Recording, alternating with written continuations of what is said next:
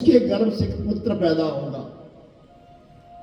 उसका नाम तुम आस्तिक रखना। और जिस समय अंत काल आ जाएगा ना, तब आस्तिक को भेज देना। यह ब्रह्मा ने युक्ति वासुकी को बताई। वासुकी ने अपनी बहन का दान कर दिया जरथकारों के लिए, तो जरथकारों परम तपस्वी थे और मनसा गर्भवती हो गई। ये मां मनसा देवी गर्भवती हो गई और गर्भवती होने के पश्चात बड़े आनंद से रह रही थी। लेकिन एक दिन जरथकारों ऋषि संध्या के समय सोए हुए रह गए।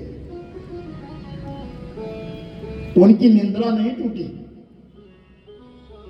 जरथकारों ऋषि जो है संध्या के समय सोए हुए रह गए, तो मनसा देवी ने विचार किया कि ये सोए हुए रह गए, पाप लग जाएगा मेरे पति के लिए, मैं गर्भवती हूं, इसका प्रभाव मेरे गर्भ पर भी पड़ेगा। और सोते हुए जरथकारों को मनसा देवी ने जगा दिया। बस जगाना ही था। जरथकार उठे, क्रोध से लाल हो गए और मनसा को कहा तुरंत किसी समय जाओ, मेरे घर को छोड़ करके चली जाओ। और मनसा अपने पिता व अपने भाई वासुकी नाग के पास चली आई।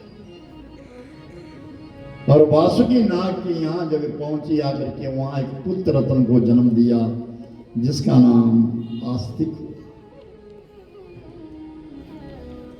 और आज जब वासुकी नाग का जब वंश जल रहा है, तो आस्तिक से कहा आस्तिक तुम जाओ, तुम्हारे लिए वंश वृद्धि का वरदान है, तुम जाओ और राजा जनक की राजा जन्मेजय के सर्व यज्ञ को बंद करवा दो। आस्तिक चला गया अपने मामा के वंश को बचाने के लिए, अपने नाना के वंश को बचाने के लिए वो आस्तिक चला गया। और जैसे यज्ञ हो रहा था, उसी समय बृहस्पति देवताओं के गुरु बृहस्पति भी सामने आए और बृहस्पति ने आकर के कहा आस्तिक तुम्हें खड़े रहो। और इस तरफ केवल और केवल एक तक्षक बचा था और सारे सांप मृत्युमंडल के भस्म हो गए थे। और वो इंद्र के आसन के नीचे छुप गया और इंद्रासन को लेकर के आ रहा है, इंद्रासन को लेकर के आ रहा है साथ में। तो मेरे भाई बहन, उसी समय बृहस्पति ने कहा जन्मेजय तुम्हारे पिता की मृत्यु सांप के काटने से नहीं हुई है। वो पंच तत्वों का शरीर पंच तत्वों में विलीन हुआ है, तुम्हारे पिता को परम गति हुई है, लेकिन तुमने जो यज्ञ किया है इससे तुमको पाप तो लगा है। लेकिन सुनो, इन सर्प यज्ञ छोड़ लो। ये सामने आस्तिक खड़ा है और आस्तिक का वरदान है कि मृत्यु मंडल के ऊपर कोई भी मनसा देवी के स्तोत्र का पाठ करेगा और 3 बार जो सांप के दिखते ही आस्तिक आस्तिक आस्तिक कहेगा, अगर सांप काटने आ रहा होगा लौट करके चले जाएगा। वही सच्चिदानंद भगवान की जय। उस तक्षक से आज पुनः सर्पों की वृद्धि हुई और इतना बड़ा समाज सर्पों का तैयार हो गया। हरे तुम्ही मेरी नैया, किनारा तुम्ही हो, मेरी जिंदगी का सहारा तुम्ही हो। तुम्ही मेरी नैया, किनारा तुम्ही हो, मेरी जिंदगी का सहारा तुम्ही हो। तुम्ही मेरी नैया, किनारा तुम्ही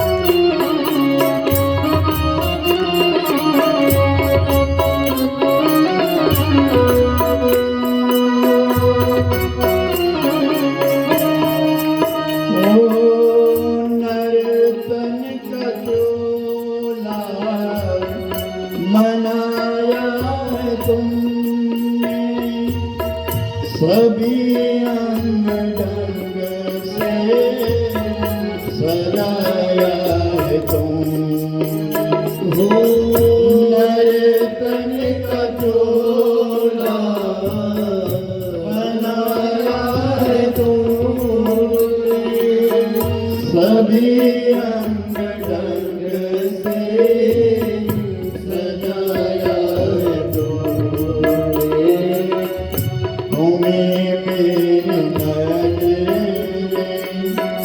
नजारा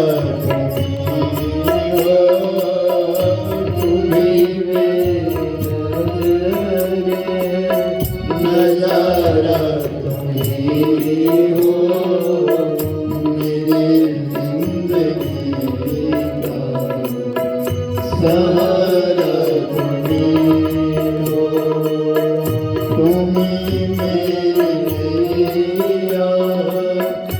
किनारा तुम्ही हो मेरी जिंदगी का सहारा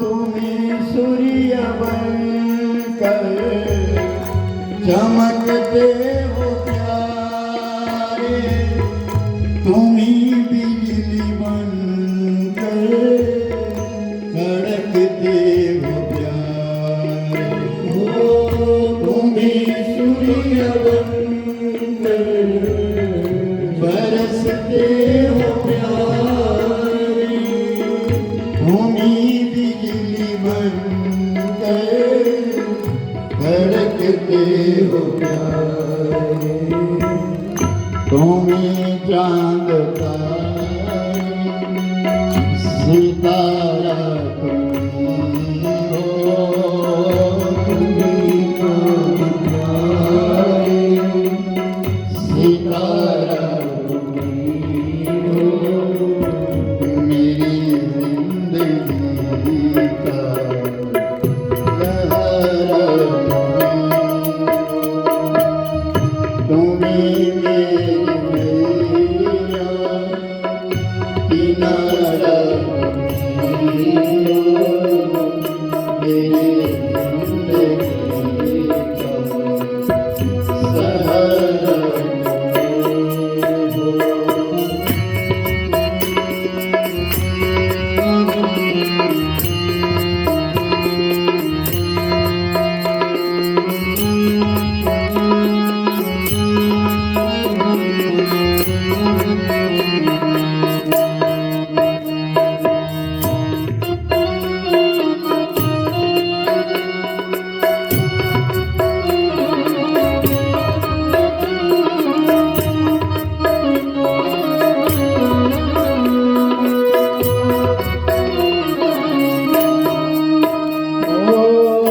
तुम्ही हो बरसते हो प्यारे तुम्हीं फूल बनकर महकते हो प्यारे तुम्हीं बन के बादल बरसते हो प्यारे तुम्हीं फूल बनकर महकते हो प्यारे ओ नदी सिंधु सागर धारा तुम्हीं हो नदी सिंधु सागर की धारा तुम्हीं हो मेरी जिंदगी का सहारा तुम्हीं हो तुम्हीं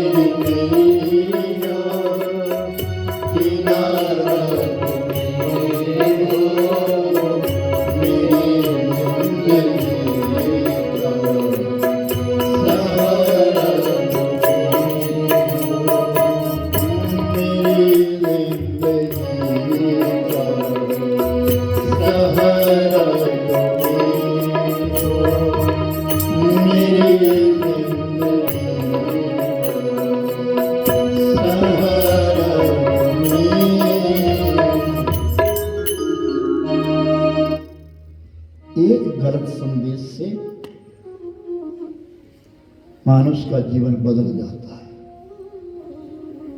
और एक अच्छी वाणी से मानव के जीवन में परिवर्तन आ जाता है। किसी की पत्नी ना नौकरी में लग गई। करला जिंदी है ना, हाँ ठीक रहे ना। तेरी बुलबुल भी सुन रही है, रिकॉर्डिंग हो रही है। बीमार हो जाते हैं भाई, बीच में संभल के रहना, सब खाने पीने का ध्यान रखना।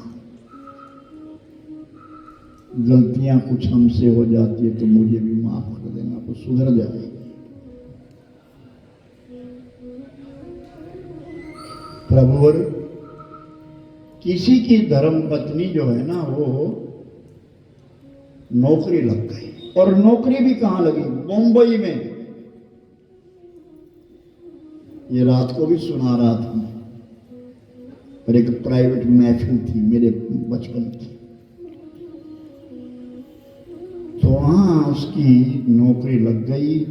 उसने मकान ढूंढा, बड़ा सुंदर मकान मिल गया, और जब मकान मिल गया उसके लिए तो बड़े प्रेम से बैठी है। रुक जा भाई।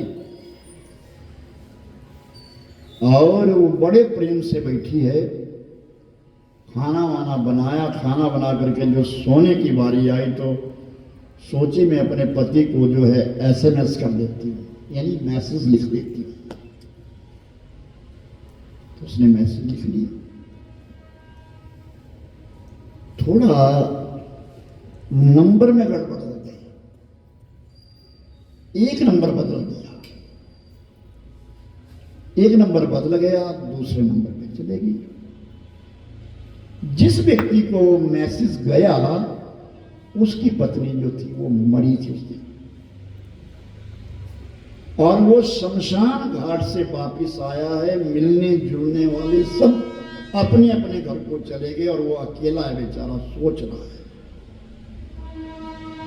मेरी पत्नी तो मर गई, सब कुछ खत्म हो गया, मैं अकेला रह गया। इतने में ट्रक घंटी बजी।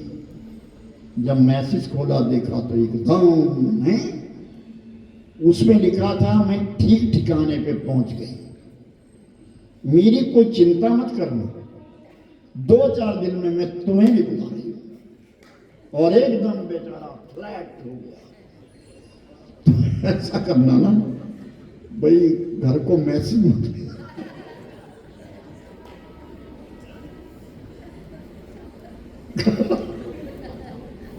तो ज्यादा ही हंस रही है, कुछ तूने तो नहीं किया कोई गड़बड़। ये थोड़ा ध्यान रखना, घर को मैसेज कम भेजना, यही कह दिया ना खुशहाल है, बस अपना ध्यान रखिए। नंबर डायल ठीक करना, कि गलत नंबर हो गया ना तो गड़बड़ हो जाएगी।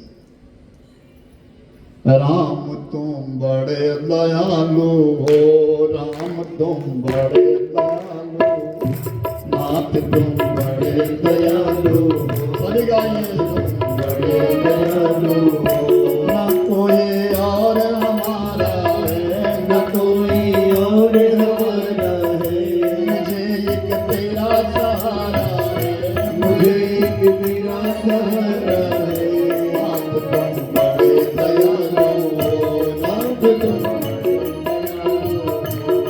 तुम बड़े दयालु, नाथ तुम बड़े दयालु, नाथ तुम बड़े दयालु, नाथ तुम बड़े दयालु, ना कोई और हमारा है, ना कोई और हमारा है, मुझे एक तेरा सहारा है, मुझे एक तेरा सहारा है। वो नैया डोल रही मेरी, वो नैया डोल रही मेरी, प्रभु जी अब करो न तुम देरी, प्रभु जी अब करो न तुम देरी।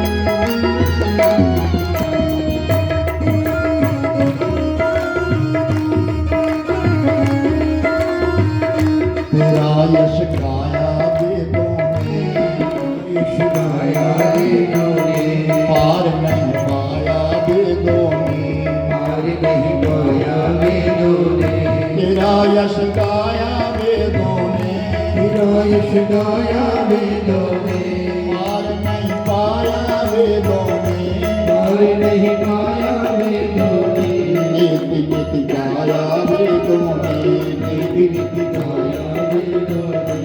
राम तुम बड़े दयालु हो, राम तुम बड़े दयालु हो, नाथ तुम बड़े दयालु हो, नाथ तुम बड़े दयालु हो।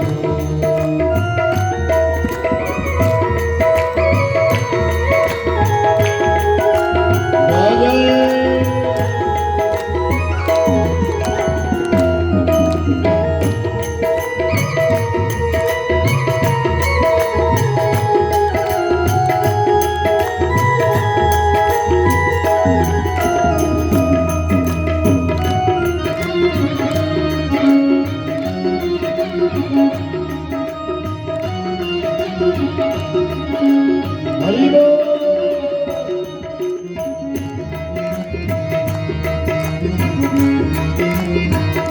भले हैं बुरे हैं तेरे हैं, भले हैं बुरे हैं तेरे हैं, तेरी महिमा के घेरे हैं, तेरी महिमा के घेरे हैं। भले हैं बुरे हैं तेरे हैं, भले हैं बुरे हैं तेरे हैं, तेरी माया के घेरे हैं, तेरी माया के घेरे हैं। फिर भी बालक हम तेरे हैं, बालक हम तेरे हैं। नाथ तुम बड़े दयालु हो, नाथ तुम बड़े दयालु हो, नाथ तुम बड़े दयालु हो, नाथ तुम बड़े दयालु हो।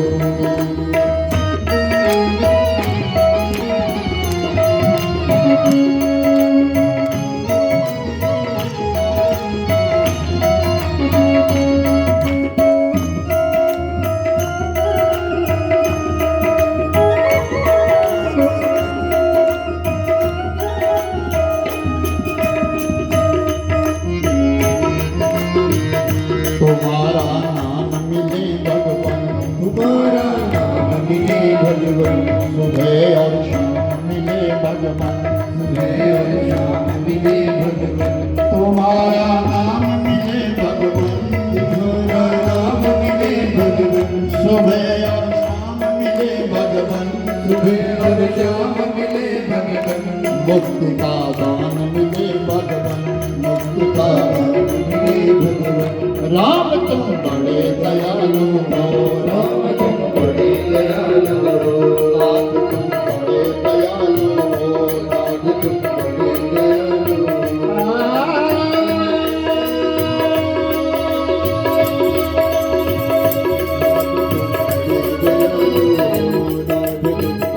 जन्म जन्म का पाया राम का नाम, अब पिया संयोग मिले, सुमरु मया हो, तुम जो नाथ तुम बड़े दयालु हो, नाथ तुम बड़े दयालु हो, नाथ तुम बड़े दयालु हो,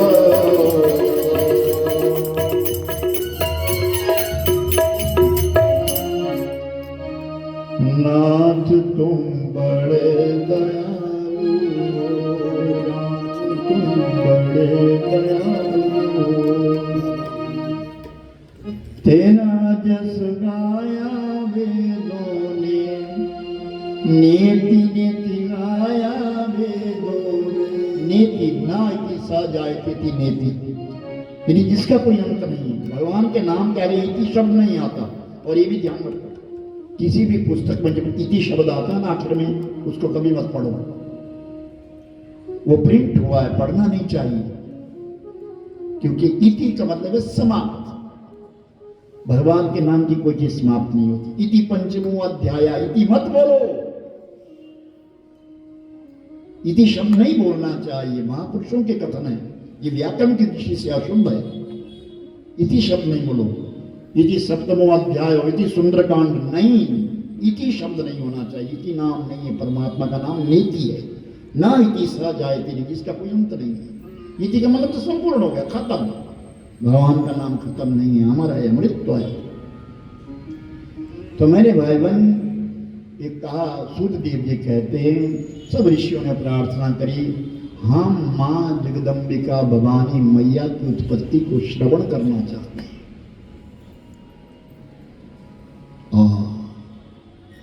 तो सूर्यदेव जी ने अपने गुरु महाराज को सुमिरन करते हुए मेरे भाई बहन कथा प्रारंभ करी। एक महाराजा थे जिनका नाम था दनु।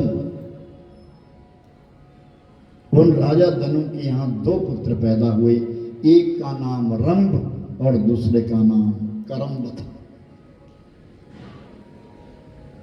रंभ और करम्ब बड़े तपस्वी हुए थे, दानव, लेकिन तप किया। कहे ना, तप करने से बल बढ़ता है, तप करने से संपदा बढ़ती है, तप करने से राज्य मिलता है, और तप करने से ही आयु बढ़ती है। तो जो करम्ब नाम का पुत्र था वो भी तप करने लगा और रंभ भी तप करने लगा, लेकिन रंभ को इंद्र ने खींच करके पानी के बीच में खींच करके मार दिया, उसकी मुक्ति हो। लेकिन करम्ब तप करता चला गया और एक दिन ब्रह्मा का सुमिरन हुआ और ब्रह्मा का दर्शन हुआ। तो ब्रह्मा ने कहा, रंभ मांगो, क्या मांगना चाहते? तो उस करम्ब ने कहा, अगर तुम मुझ पर प्रसन्न हो, अगर तुम मुझ पर प्रसन्न हो तो मेरे लिए एक ऐसा पुत्र चाहिए जिसकी मृत्यु ना हो। तो ब्रह्मा ने कहा, उत्पन्नस्य ध्रुवम मृत्यु मृत्यु जायते धिया। जो मेरी सृष्टि में पैदा हुआ उसकी मृत्यु निश्चित है। वो कोई भी जीव है, चाहे पेड़ पौधा है, चाहे मकान है, चाहे कुछ भी है, जो मेरी सृष्टि में उत्पन्न हुआ है उसकी मृत्यु निश्चित है, कुछ और।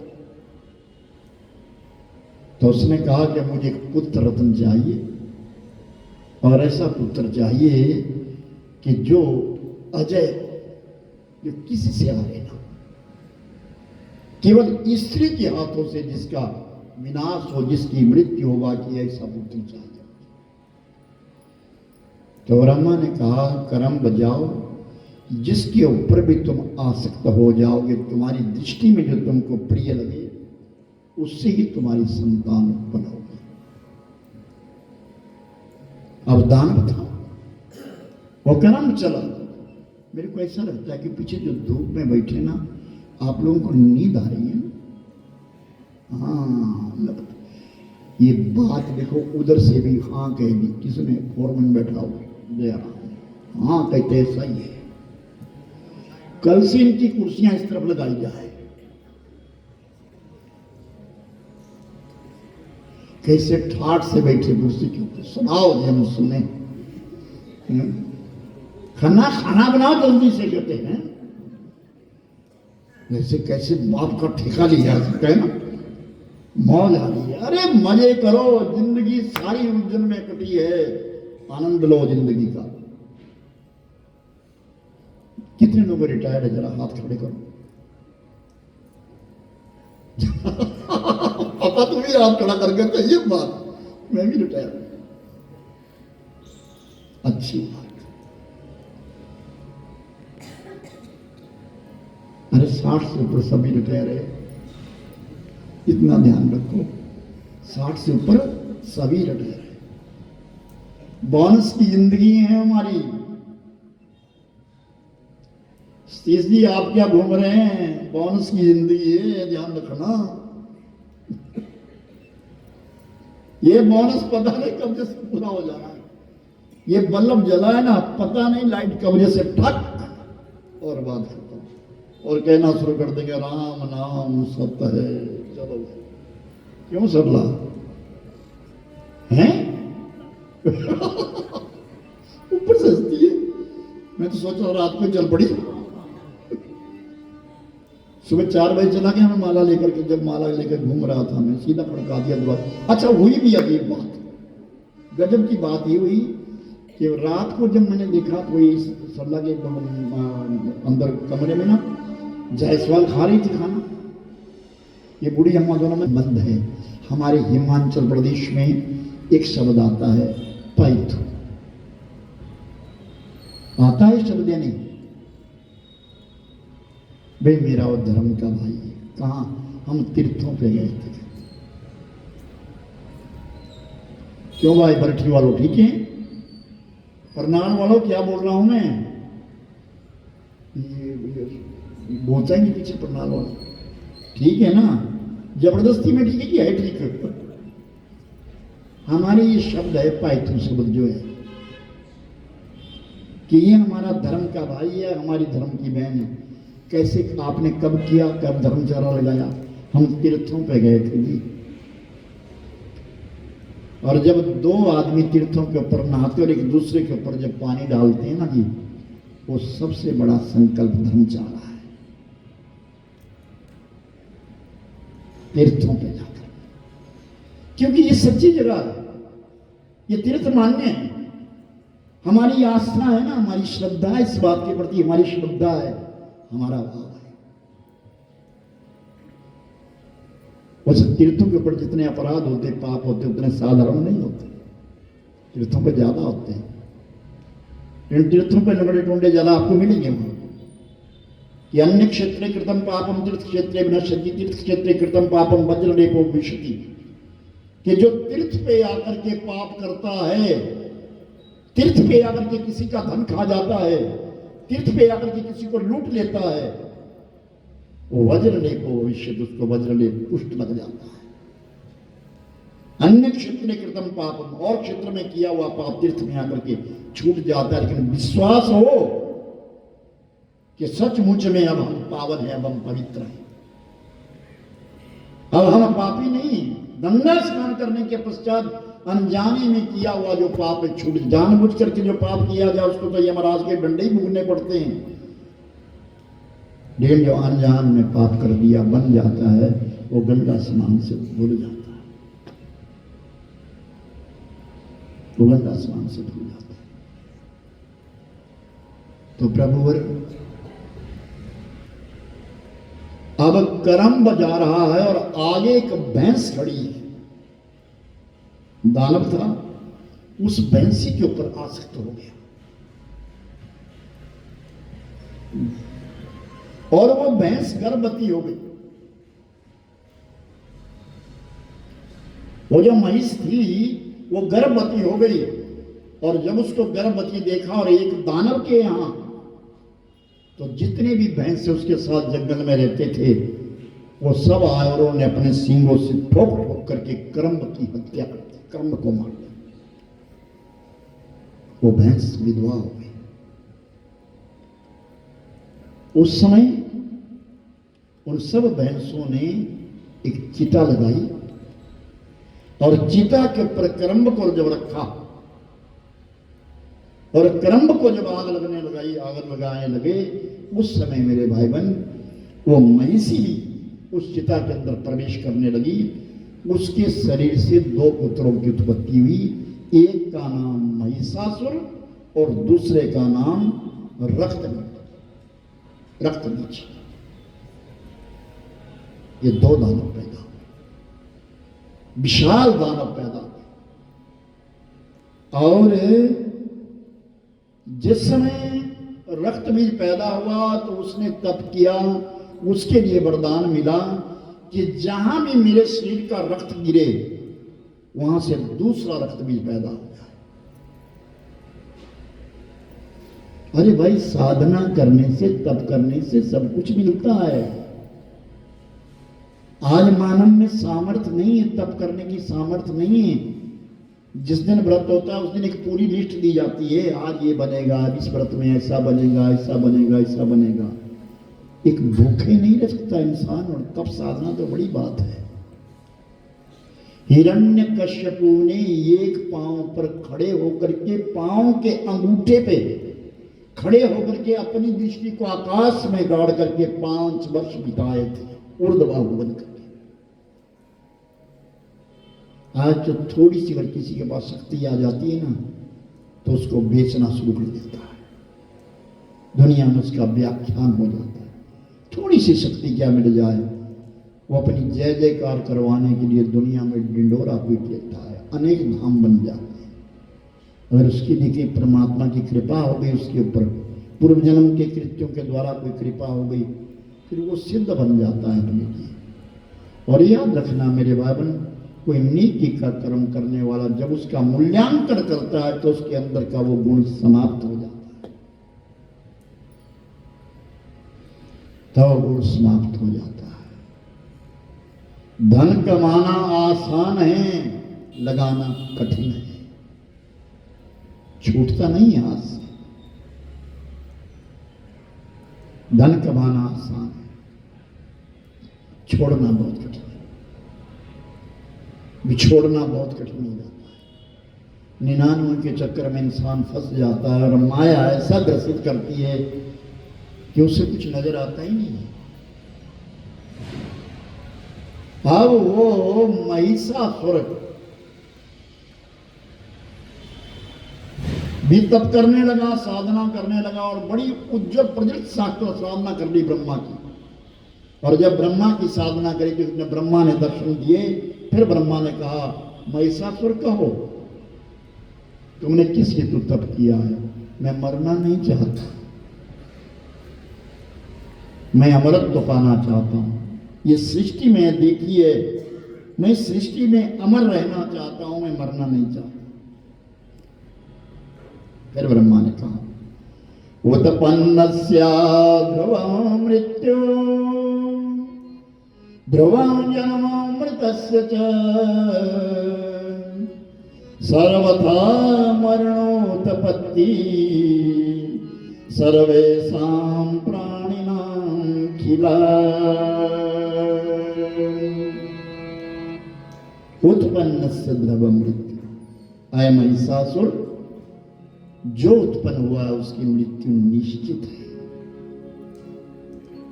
और महात्मा बुद्ध ने यही उपदेश दिया था। एक ब्राह्मणी की बुढ़िया थी, उसके एक ही बालक था और भरी जवानी के बीच में उसकी मौत हो गई। तो उस ब्राह्मणी की बुढ़िया थी, उसके एक बालक भरी जवानी में मौत हो गई और संयोगवश महात्मा बुद्ध उस गांव में आए थे और उठी और बुद्ध के चरणों में गिर गए। आप सर्वशक्तिमान हैं, आप समर्थमान हैं, मेरे पुत्र को जीवित कर दीजिए, मैं किसके सहारे जीऊंगी, मैं किसके सहारे जीऊंगी। बहुत गिड़गिड़ाई महात्मा बुद्ध के सामने।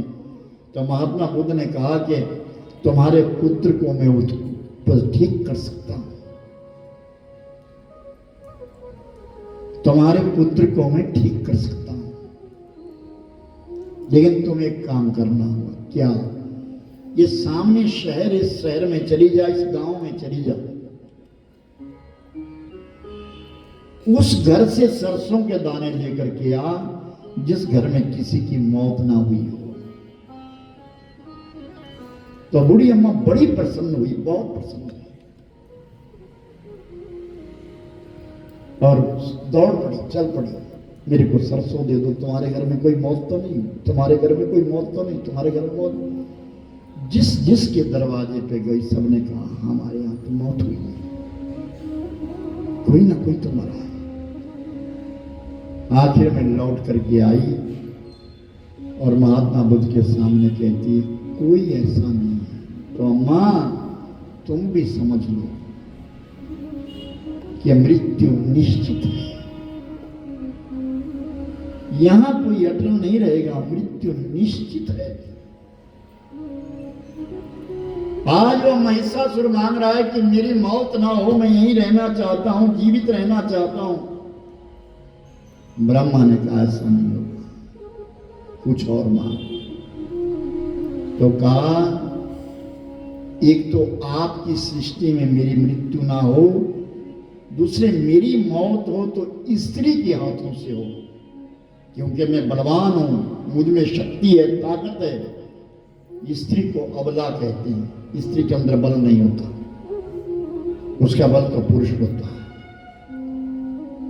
स्त्री के हाथ मेरी मौत हो। ब्रह्मा ने कहा तथास्तु, ऐसा ही हो।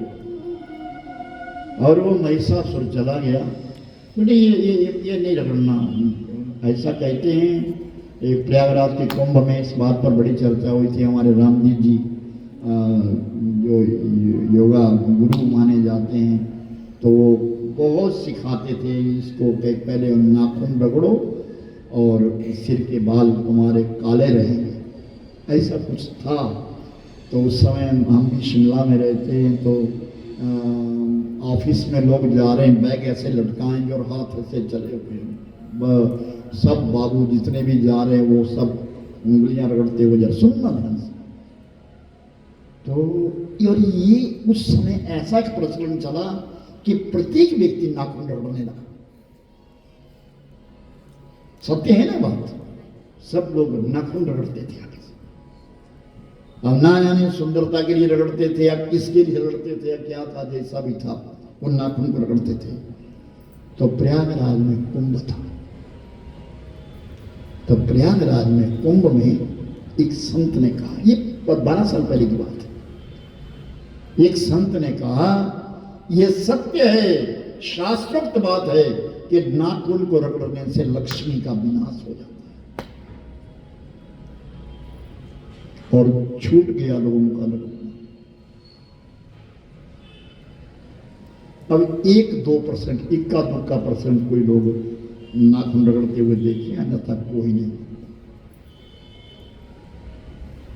और ये सचमुच में वैसे भी अपशकुन माना जाता है, इसकी रगड़ाई, दांतों का किरड़ना, ये सब अपशकुन के लक्षण है। इसलिए समझना, इसलिए बुरा मत मानना बेटे, ये बात सच्चाई है, थोड़ा ध्यान रखना इस बात पे। अब रामदेव भी नहीं बोलते, नहीं तो वो तो हर बात पे बोलते थे नाखून घिसो, तो वो भी नहीं बोलते। योग की कई क्रियाएं और योगा होना चाहिए। और मैं तो कहता हूं सब लोग थोड़ी देर ध्यान और योग, आसन प्राणायाम योग जरूर करो।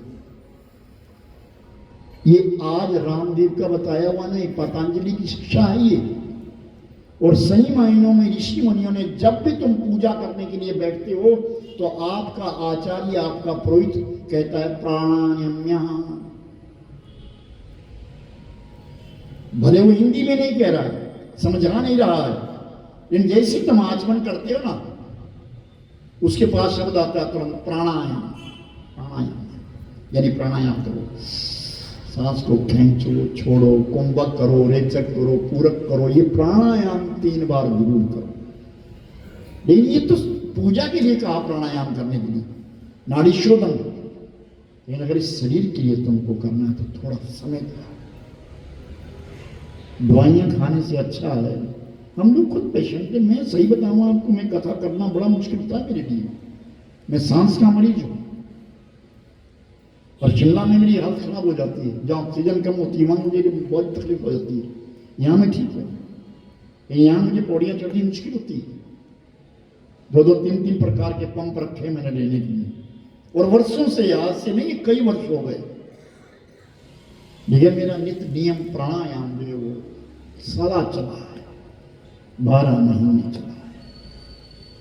मैं सुबह ही चढ़ जाता हूँ ऊपर जाकर के, और वहाँ पे ये चिंतन, ये सोलन वाले ये भी खूब करते हैं। देखिए 75 साल की उम्र है और कैसे भागता है 18 साल की तरह, इधर से उधर से ये सब। और हार्ट पेशेंट है, ऑपरेशन हुआ है, इतना बड़ा ऑपरेशन हुआ है।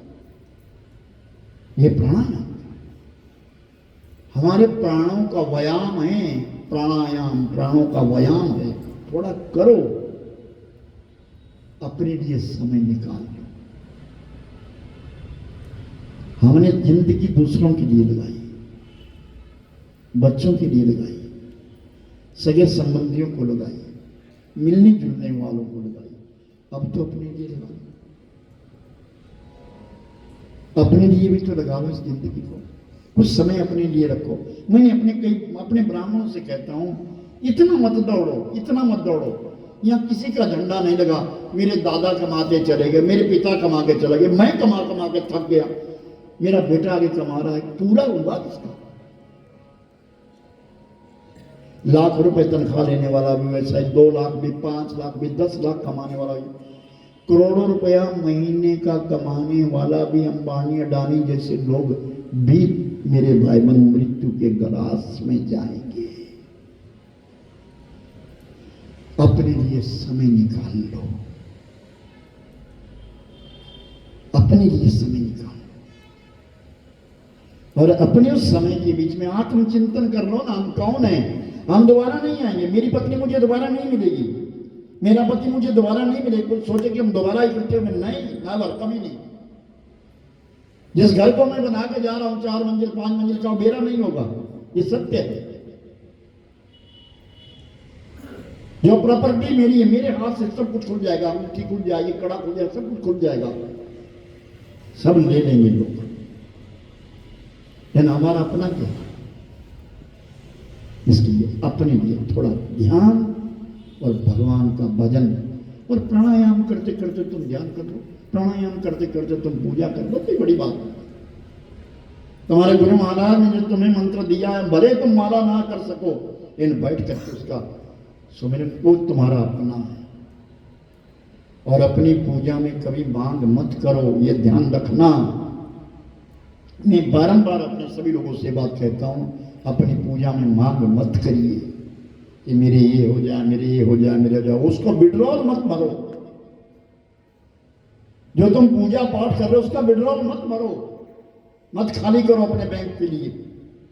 तुम्हारा बैंक जमा हो रहा है, राम नाम का बैंक जमा हो रहा है तुम्हारा, उसको जमा रखिए। एक जन्म में नहीं, कई जन्मों में काम आएगा। और अगर जो तुम इसी जन्म में उसको खाली कर लोगे तो ठन गोपाल हो जाएगी, कुछ नहीं मिलेगा, आगे कुछ नहीं मिलेगा। महिषासुर के लिए कहा कि अब जो तेरी इच्छा है जा, मैं तेरे लिए वरदान देता हूं, जितना भी तू रूप बदलना चाहे बदल ले, लेकिन कभी भी युद्ध करते समय भैंसे के रूप में मत आना।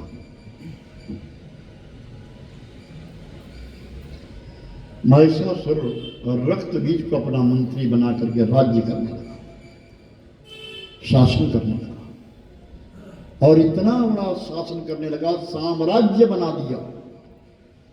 महिषासुर ने साम्राज्य बना दिया मेरे भाई बहन, और चारों तरफ महिषासुर की जय जयकार होने लगी, जय जयकार होने लगी। देवता दानवों से डर गए, मानव दानवों से डर गए, धरती विकंपित हो गई। क्या करे, क्या करे, कहां जाएं? कहते कि जब जब इस धरती पर संकट आया तो इस धरती ने गौ माता का रूप धारण किया है, गौ का रूप धारण किया है। इसलिए तो हम गौ को रोटी देते, भैंस को तो देते ही नहीं कोई। भैंस को खोरड़ दे देंगे, जूठा फूठा दे देंगे, ले भाई ये तेरे हिस्से का है। यानी पवित्र अन्न जो पहली रोटी बनाई जाती है गौ माता को देते, माँ तेरी। अपने खाने के भोजन से पहले गिलास रखते, गौ माता तुम्हारे। कोई तो कारण होगा,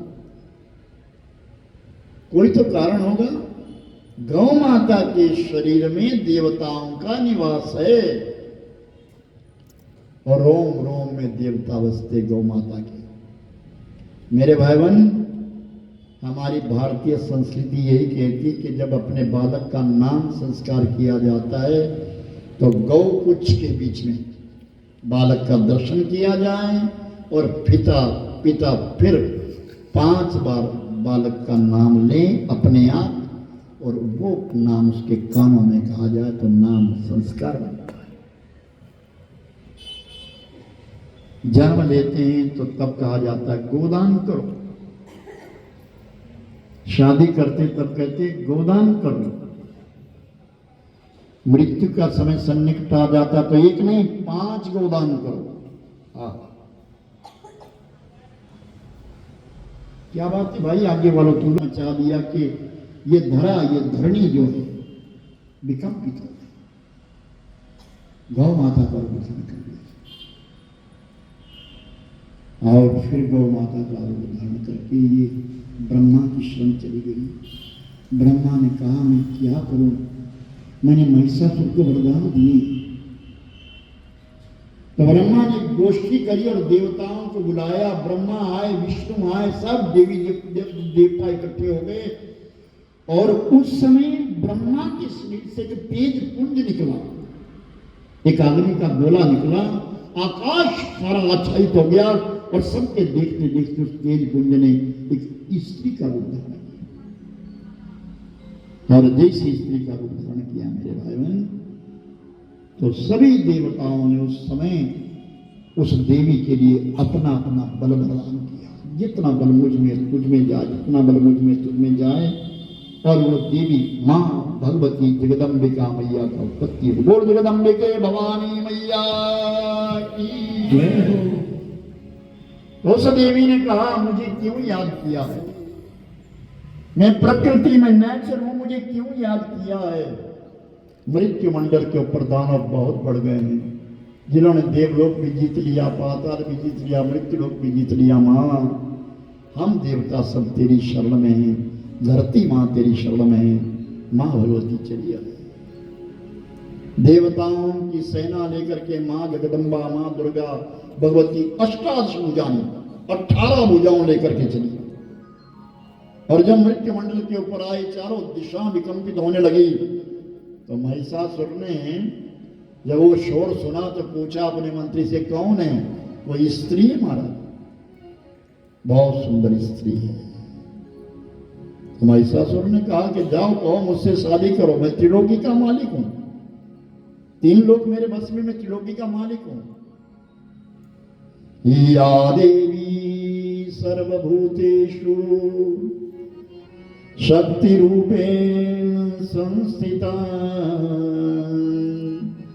नमस्तस्यै नमस्तस्यै नमस्तस्यै नमो नमः। या देवी सर्वभूतेषु मातृरूपेण संस्थिता, नमस्तस्यै नमस्तस्यै नमस्तस्यै नमो नमः। दुर्गा सप्तशती है, दुर्गा सप्तशती 700 श्लोक है दुर्गा की पुस्तक में, 700 श्लोक है, मार्कंडे पुराण से निकाला गया ग्रंथ है। उसके बीच में जो 5म अध्याय है, उस 5म अध्याय के बीच में श्लोक है, या देवी सर्वभूतेषु दयारूपेण संस्थिता, नमस्तस्यै नमस्तस्यै नमस्तस्यै नमो नमः। हे जगदम्बे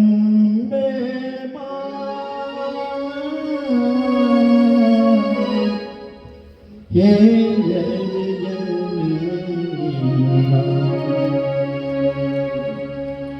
18 भुजाओं को लेकर के जब प्रकट हुए तो देवताओं ने अपनी अपनी शक्ति मां को दी और शक्ति चली आई, रण मैदान में चली आई। महिषासुर ने अपने अनेक दैत्य भेजे मनाने के लिए कि तुम मेरी पत्नी बन जाओ, मैं राजा अधिराज हूं।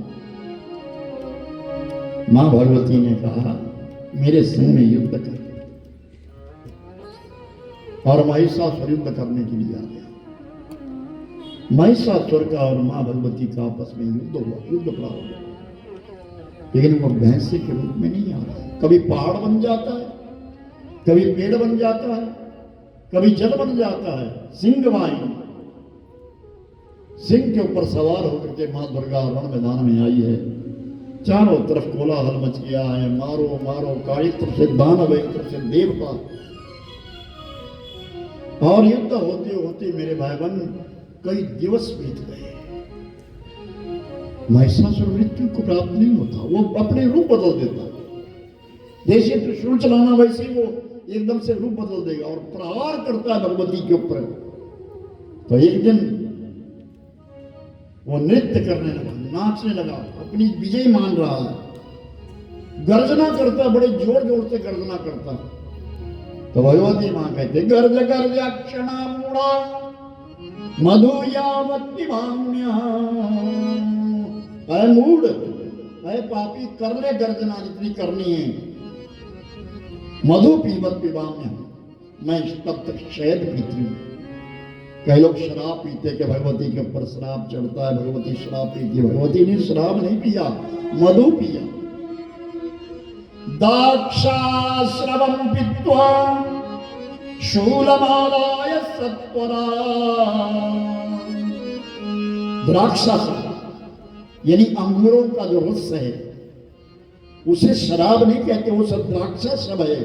वो द्राक्षाश्रव पिया है भगवती।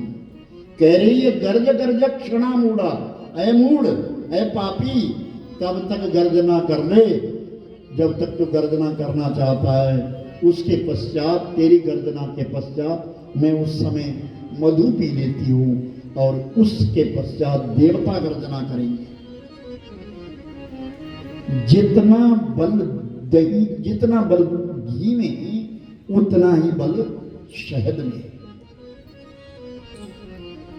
आयुर्वेद तो ऐसा कहता है कि घी और शहद बराबर मात्रा में ग्रहण नहीं करना चाहिए, बराबर मात्रा में नहीं करना चाहिए, उसमें थोड़ा सा संफर्क होना चाहिए। हमारे यहाँ पहले घी और शहद मिला करके रोटी खाई जाती थी। आप लोगों ने किसी ने खाई है तो जरा हाथ खड़े करो। घी शहद, हाँ, अरे पक्की बात है ना। और शहद से मीठा तो कोई चीज नहीं। और कितना पवित्र है और कितना जूठा है। हाँ हाँ, गजब की बात है। अरे मेरे भाईवन, इस शास्त्र ने छोड़ा कुछ नहीं है। उच्छिष्टम बमनमृत करपटम च, क्या कहते हैं? उच्छिष्टम जूठा और मृत करपटम मरे हुए का कपड़ा। काकविष्ट कौवे की विष्टा, बमनम उल्टी, और मेरे भाई बहन शिव निर्माल्यम। ये पांचों चीजें अपवित्र है, लेकिन फिर भी सनातन इसको पवित्र मानता है। कैसे? उच्छिष्टम जूठा भगवान को चढ़ाया जाता है। क्या चढ़ाया जाता है जूठा? बोलो जरा। है जी? तेरे की है? हाँ,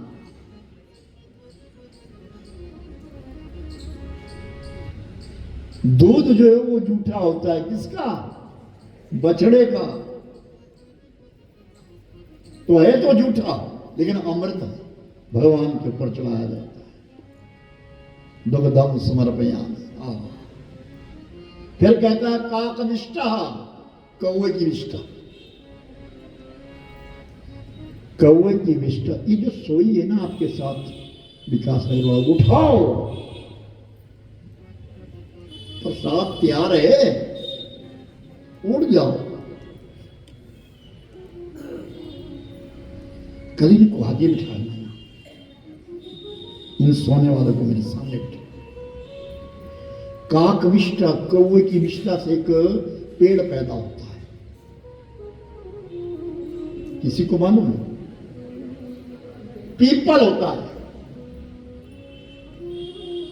ये जो दीवारों के ऊपर पीपल पैदा हो जाते हैं, ये कौवे की विष्ठा से होते हैं।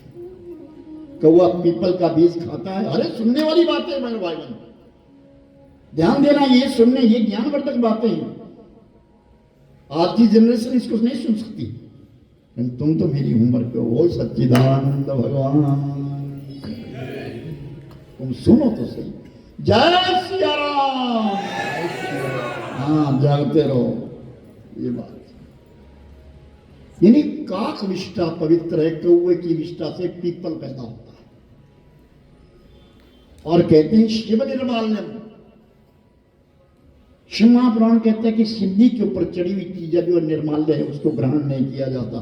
लेकिन एक चीज ऐसी जो शंकर जी के मस्तक के ऊपर और फिर भी वो भगवान के ऊपर चढ़ाई जाती है, उसको हम पीते हैं। वो क्या है? गंगा जल। वो शिव कैलाशों के वासी, धौलेदारों के राजा, शंकर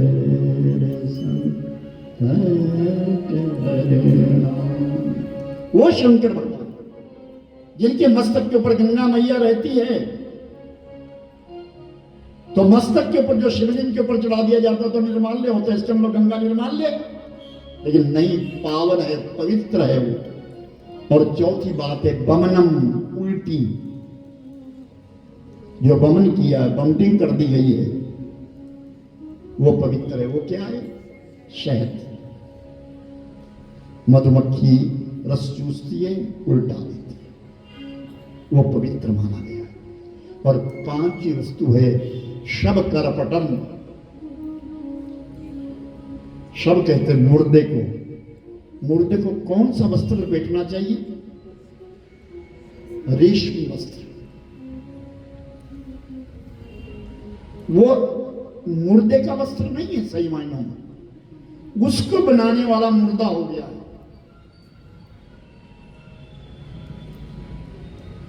उसको बनाने वाला मुर्दा हो गया है। उस सब करपट को, उस रेशम को बनाता है कीड़ा। सहतूत के पत्ते खिलाए जाते हैं ना उनके लिए, तो कीड़े के लिए सहतूत के पत्ते खिलाए जाते हैं, उससे वो रेशम बनाता जाता है, लेकिन छोड़ेगा तब जब उसकी मौत हो। तो शव करपट, वो रेशमी वस्त्र जो है भगवान के ऊपर चढ़ाया जाता है। वो सच्चिदानंद भगवान की जय। ये पांच चीजें अपवित्र होकर के भी पवित्र मानी जाती है। तो मेरे भाई बहन, वो महिषासुर घूम रहा है चारों तरफ, कभी कोई रूप धारण करता है, कभी कोई रूप धारण करता है, लेकिन असली अपने महिष के रूप में नहीं आता। और एक दिन युद्ध करता करता जब सैकड़ों रूप धारण कर लिए, तो संयोगवश भैंसे के रूप में आ गया। भूलकर मां भगवती ने अपना त्रिशूल चला दिया, और जैसे त्रिशूल चलाया, महिषासुर एकदम धरती के ऊपर। मां भगवती का वाहन वो शेर गया और उसने पकड़ लिया महिषासुर के लिए, गर्दन काट दी, रक्त बीज को मार करके खप्पर में ले लिया गया। योगनियां बुलाई, योगनियों ने अपने चोंच से सारा रक्त पी लिया, समाप्त कर दिया गया। और मां भगवती ने जब खप्पर धारण कर लिया, निर्वस्त्र हो गई।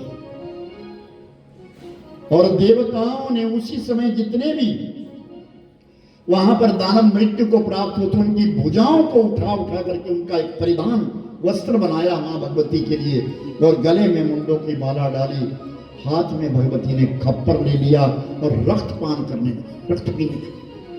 खून में नशा है,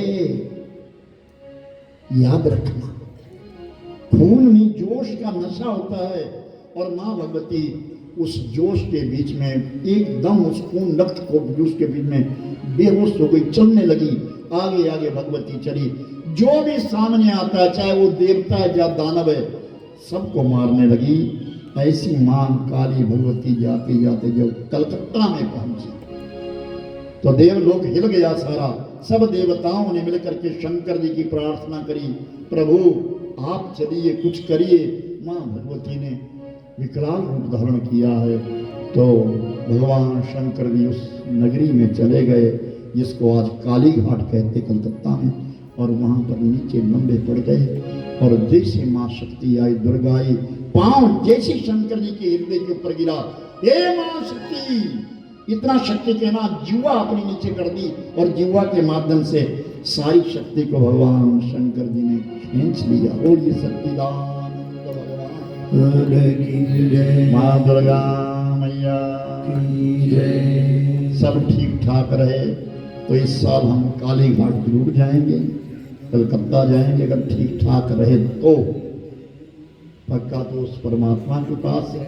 इतने समय हम ये निर्णय दिए हैं, समझे हैं, भाव श्रद्धा के साथ प्रेम से।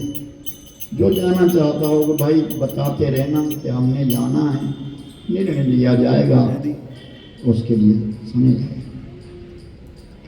तो बड़े प्रेम से ये पावन गाथा हम सब लोग श्रवण कर रहे हैं। ये भगवान की कोई कृपा है हमारे ऊपर, उस प्रभु की कृपा है, समय मिला है। इसलिए कहते ना कदली सीप भुजंग मुखः स्वाति एक गुण तीन, जैसी संगति बैठिए वैसा ही फल मिले। एक स्वाति नक्षत्र होता है, स्वाति नक्षत्र में बूंद गिरती है, पानी बरसता है और वो चातक उसी को पीता है, पपीहा, और उसको पानी नहीं दिखता। लेकिन कहें कि उस स्वाति की बूंद के लक्षण 3 कहे गए। क्या?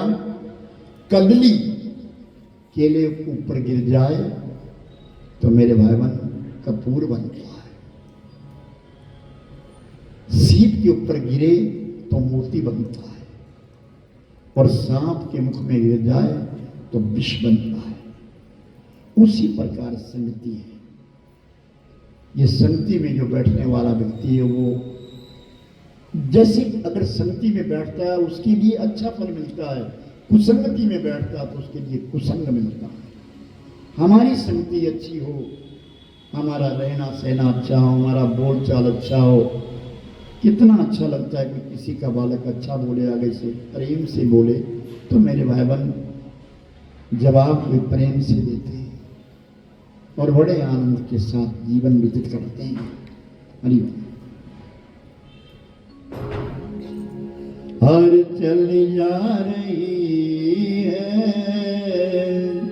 उम्र धीरे धीरे, चली जा रही है उम्र धीरे धीरे, चली जा रही है उम्र धीरे धीरे, चली जा रही है उम्र धीरे धीरे, उम्र धीरे धीरे, उम्र धीरे धीरे, उम्र धीरे धीरे, उम्र धीरे धीरे, चली जा रही है उम्र धीरे धीरे, चली जा रही है उम्र धीरे धीरे।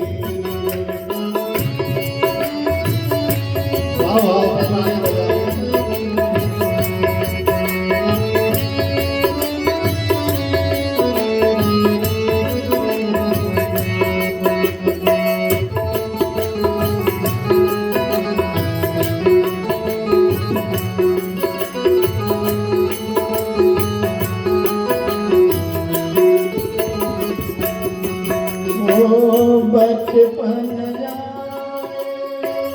जवानी भी जवानी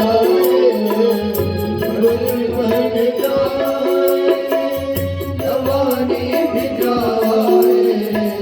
बचपन जवानी भी जवानी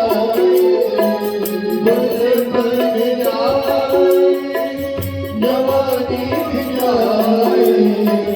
बुढ़ापे का होगा असर धीरे धीरे, बुढ़ापे का होगा असर धीरे धीरे, चली जा रही है उम्र धीरे धीरे, चली जा रही है उम्र धीरे धीरे।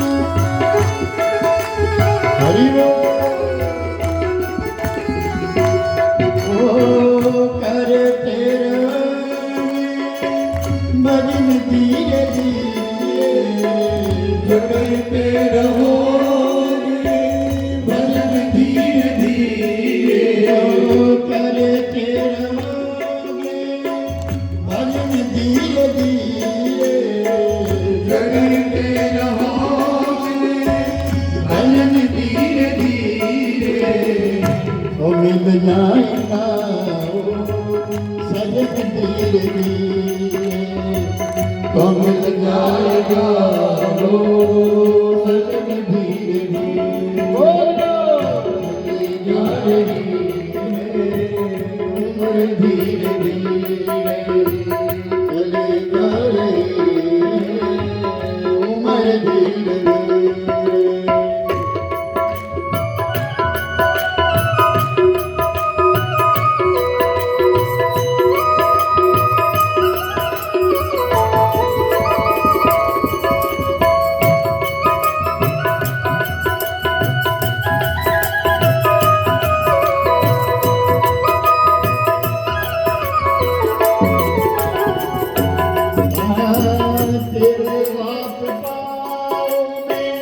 बनना रहेगा, तेरे हाथ पाँव में बदलना रहेगा, तेरे हाथ पाँव बनना रहेगा, तेरे हाथ पाँव में बदलना रहेगा, झुकेगी तुम्हारी कमर, झुकेगी तुम्हारी कमर, धीरे धीरे चली जा रही है उम्र चली जा रही है उम्र धीरे धीरे।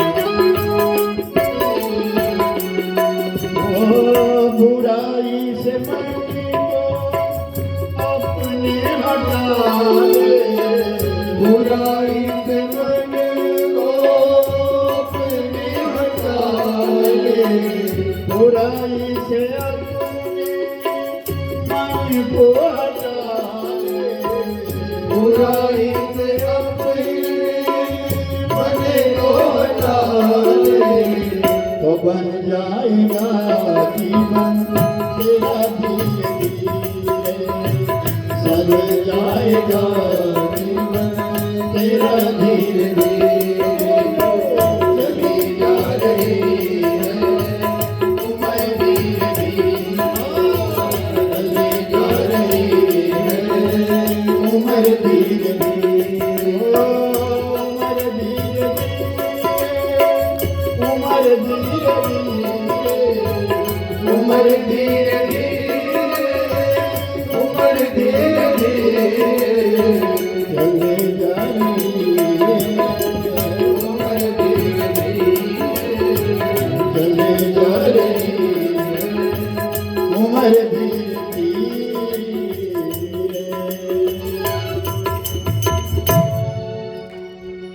वाणी का दोष सब मूलों का, सब पापों का मूल है। वाणी का दोष। अपने शब्दों को संभाल कर बोलिए। कहते हैं शब्द संभल कर बोलिए, शब्द संभल कर बोलिए, शब्द अनोखा खेल। एक शब्द है, एक शब्द है पुण्यदायिनी, एक शब्द है पद्मेल। एक शब्द घाव है हमारे शरीर पे। कोई कहते हैं ना, तर्कस से निकले हुए बाण से बच सकता, लेकिन वाणी के निकले हुए बाण से मनुष्य को वेदना होती जाती है, पीड़ा होती जाती है। वाणी का दोष संभाल करके रखना। मैं कल आऊंगा और मैं कल नहीं आया, ये वाणी का दोष है। मैं तुम्हारे लिए चीज दूंगा, नहीं दे सका, ये वाणी का दोष है। इसलिए कहा गया है कि वंदन पूजन तुम सब देवता की करो, लेकिन ध्यान हमेशा एक का करो। वंदन पूजन तुम सब देवता का करो, लेकिन ध्यान हमेशा एक का करो। और ध्यान के मालिक केवल एक है, और अधिकांश कौन? भगवान शिव। और हम हिमाचलवासी, हम पहाड़ी लोग हैं, हमारा शंकर जी से बहुत प्रीति है। ये राधे राधे लोग अब गाने लगे, नहीं तो हमारे यहाँ सबसे प्रिय शब्द जो था वो राम था, राम राम जी। मैं यहाँ 17 तारीख कथा खत्म करके 18 तारीख से हरियाणा में जा रहा हूँ, जगाधरी में कथा है। तो हरियाणा वालों का तो मूल राम राम भाई, राम राम भाई से राम राम। सुबह उठ करके सबको राम राम करो। हमारे यहाँ अब ये नया प्रचलन चला है, राधे राधे जी। और ये पता नहीं कि राधा दुनिया की मालिक है भाई, उसके विषय में तुम जानते क्या हो? राम के विषय में तो जान लो, क्योंकि अंत समय पर राम ही तो आएंगे और कोई नहीं आएगा उससे। राम के विषय में पहचान तो लो। तो कहा कि वंदन तुम सब देवताओं की करो, कृष्ण की भी करो, राम की भी करो, हनुमान की भी करो, राधा भी की करो, सीता की भी करो, लेकिन ध्यान केवल भगवान शिव का। कृष्ण का कीर्तन करो, राम का मन जप करो और शिव का ध्यान करो। कभी भी ध्यान लगा करके बैठे तो ध्यान लगाने की बड़ी सुंदर प्रक्रिया है। महापुरुषों के वचन कहे गए हैं, जिसको तुम अपने नेत्रों में और युवा पे लटका दे वही तुम्हारा ध्यान अवस्था चली जाती है। ओंकार का पूजन करो तो सही, ओम शब्द उकारो तो सही, ओंकार भरो तो सही, रज के भरो, और उसमें डरना नहीं चाहिए, खूब जोर से। और कहे हैं व्यसन और फैशन के ऊपर जिसका धन लगता है उसके अंदर भक्ति नहीं आती। जो अपना धन व्यसन पे खोता है, जो अपना धन फैशन पे खोता है, उसके अंदर भक्ति प्रवेश नहीं करती मेरे भाई बहन। वो भक्ति मार्ग पर चल नहीं सकता। शत्रु के प्रति भी अगर तुम अपना सद्भाव रखो ना मेरे भाई बहन, तो भगवान तुमसे बहुत जल्दी प्रसन्न होंगे। और कहते बंधन करने से मानव तो मानव, लेकिन देवता भी अधीन हो जाते हैं। बंधन करने से देवता भी अधीन हो जाते हैं। मेहता जी, आपके दुपट्टे के साथ एक रुमाल बंधा है, वो कैसा है? पत्नी के नाम का है? ये तुलसीदास है, तेरे की वाह। देखो भाई, ताली बजाओ इस बात को। बैठो। ये मेहता जी है, पत्नी के नाम का। अपने पत्नी नहीं आई है तो रुमाल साथ लाए हैं। क्या बात।